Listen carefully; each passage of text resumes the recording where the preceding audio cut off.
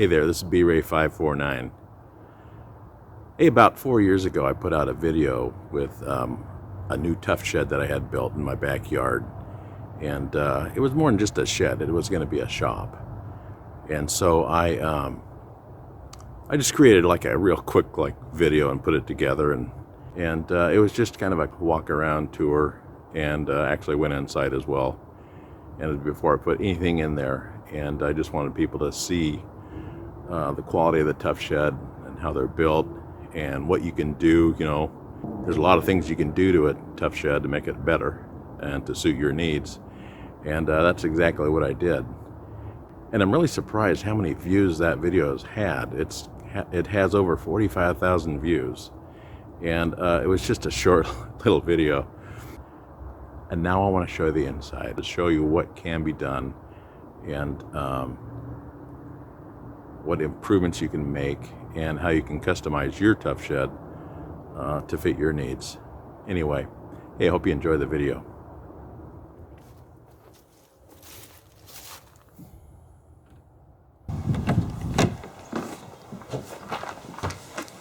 Okay, here we are. I'll just give you a quick walk through here. Got my grinding center over here. I have 2 bench grinders.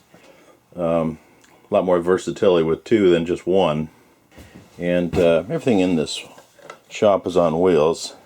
And I've got them mounted on this old entertainment center that I repurposed. This way I've got 4 options. I've got a coarse wheel, a fine wheel, a wire brush, a buffer wheel. And if I want to use a different wheel, I don't have to change the wheel. I can just have it already situated on this other grinder. And I set the locks right here, and it remains stationary. And then it's right by the plug-in, so that makes things nice. And right above the bench grinder I have tilt-out bends that I keep nails and deck screws or construction screws all the way up to I think 3.5 or 4 inch long. Put some shelving up on the top here just to hold various items. And on the north wall here I decided to put in a window. I was going to do that from the beginning. And I wanted a single hung window so that I could put an air conditioner in there, because it does get fairly warm in the summer here. And it allows me to be able to work out here.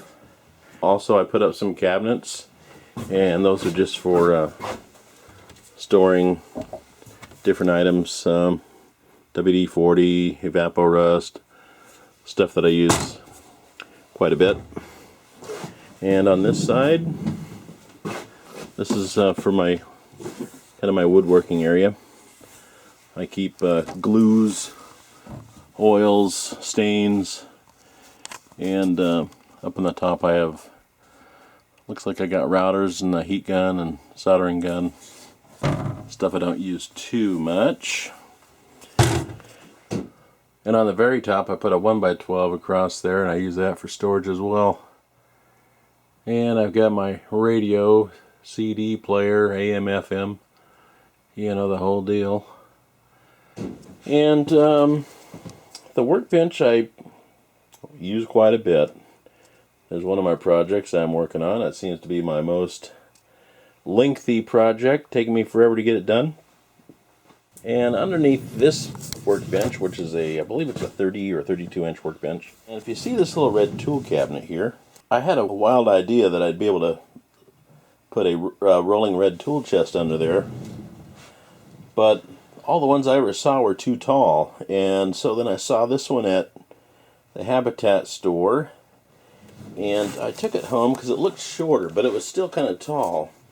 And then I thought, well, why don't I take those big wheels off and I'll just slide it underneath there. And I got to thinking, well, I've got some steel casters. Maybe I'll just put those steel casters on there. And if you see down below there,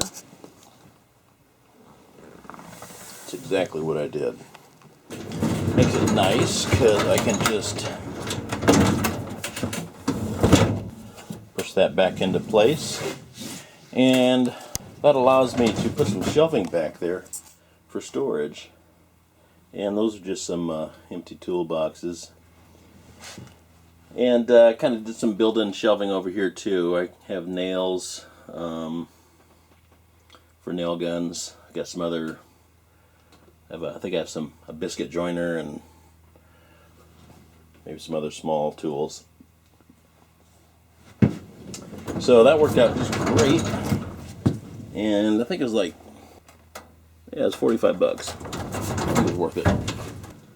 Look at the clearance on there. I mean, it's less than a ½ inch. That's how perfect that worked out.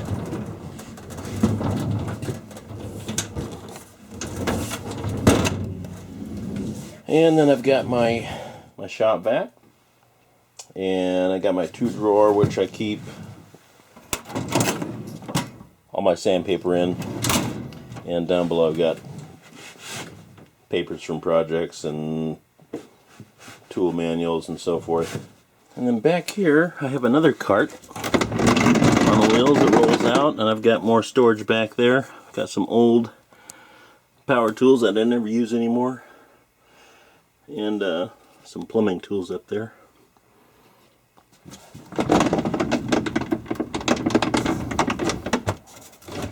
This little section over here is where I keep my bandsaw. And this is an old one.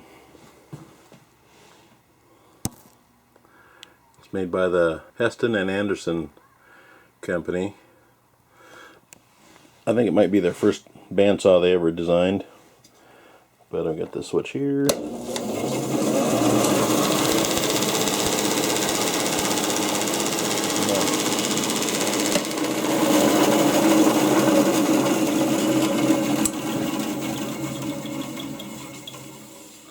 Looks like I need to tune that a little bit, but this one fits right in here pretty good.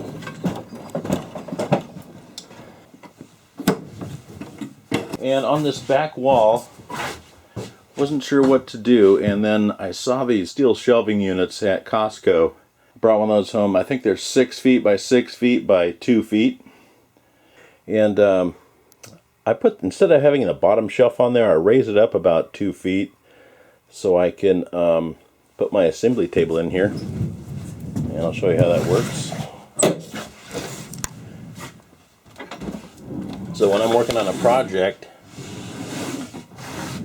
I can just pull this table out and use that to assemble things, glue ups, all kinds of projects I've worked on that top there. And at one time this was an entertainment center that we bought brand new. And when the big old 25-inch color TVs went out of style, I had to cut it up and use it for something else. So I put casters on it, put handles on the drawers, and I put like a torsion box on top. And it's super flat, super easy to work on. And inside, this is what I keep. I keep a little compressor here. And mostly in here I keep various clamps, and I think I have some drawer slides in the bottom. Yeah, different things I use at times. And some of you may have seen my snap-on tool chest videos, but haven't put them all into good use yet.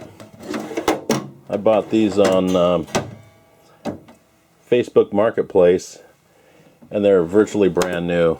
So I keep a set of mechanics tools in here because they do come in handy from time to time in the shop.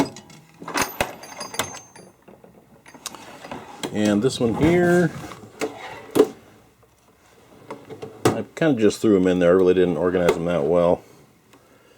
And got these tool dividers from Mulsa Tools, and they work pretty good for wrenches. And the big stuff here. This rack here is kind of my remnant pieces of wood from projects. Stuff I just can't part with, that, tell you what, I dig stuff out of here all the time. And pretty good system for me anyway. And then on the top I have area for longer pieces of stock. And then I've got my sander grinder. It's got a little belt sander on it and a little disc grinder. It's not the best quality, but gets the job done. And here's the what I call the anchor of my shop. It's my old Delta drill press, and that's also on wheels as well. And you notice that the base cabinet of the drill press is the same as it is for the bandsaw. And those are some base cabinets I got at the Habitat for Humanity store, and I kind of repurposed them. I put casters on them, built a little tabletop for them, and actually works pretty good. And right behind there is where I keep some of my bar clamps, some of my big Jorgensen clamps. And on the back wall here, it's kind of my fastener wall. I have these acro bins, and I've sorted out all my fasteners, and they're all labeled, so when I need a 3/8 inch lock washer, I know right where to go. And I'm not quite done. I got to do my wood screws next. Up here I keep my SPAX screws, my self-tapping screws. On this workbench here, I believe it's 24 inches. And let me measure that. Okay, yeah, so that's a 24-inch workbench. And then of course I have my nut drivers, got my Craftsman screwdrivers, and of course my channel lock Torx screwdrivers. And I've got some little picks down here. These are my little picks that I got from them. And these are really handy at times. And then I saw this one at a garage sale. It was a Craftsman one. It's a massive one.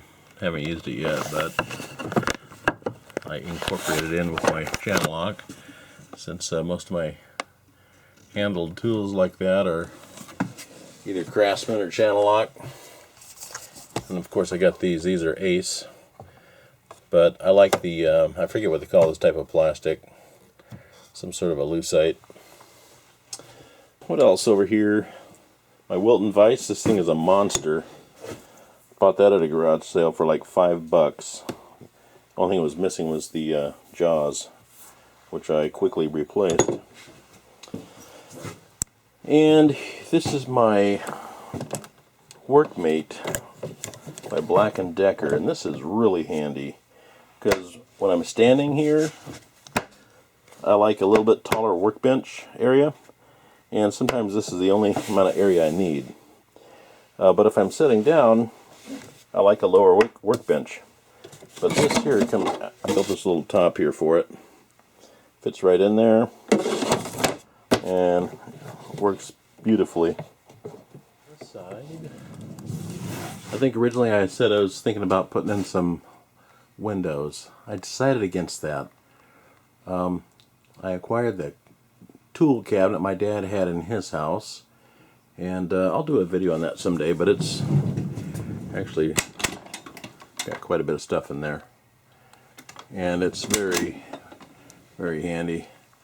Kind of gutted it. I took all the, he had it organized for his tools, and then I didn't have the same tools, but I ended up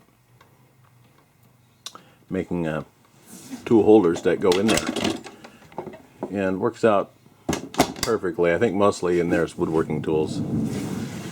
Here's my Viper chair. That thing works great. I built this little extension here, and I'm going to have to figure something out here because it's supposed to be level. I think there's too much weight applied to this, so I'll have to figure out a way to brace that up, because that's going to bug me. Does that bug you? It bugs me. Oh yeah, I think when I did that video I did not have electricity in the shop here, but I hired an electrician to come out put in a little sub panel here, and I am glad I did. I had them put in plug-ins, one over here and one over here, with room to expand some on this side someday. But I also had them put in plug-ins up here for light fixtures. So I got these shop lights that are LED shop lights, and they burn very little electricity. They have a lot of lumens. And then the last thing I did, I put in this heater. So there's a 240 volt receptacle there, and it just plugs right into this little forced air heater. And that takes the chill off, I tell you what. Anyway, that's pretty much a short little tour of my shop. In the future, I plan on covering up that ugly silver rooftop, and I'm going to use this tongue and groove.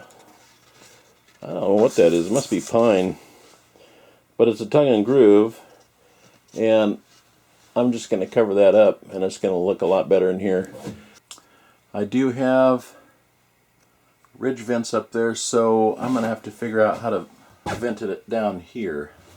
When it comes down to the bottom there, it's all enclosed. But it does go to the outside, so I could drill some holes in there.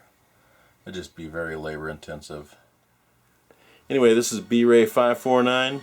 Thanks for watching my video, and as always, have a great day.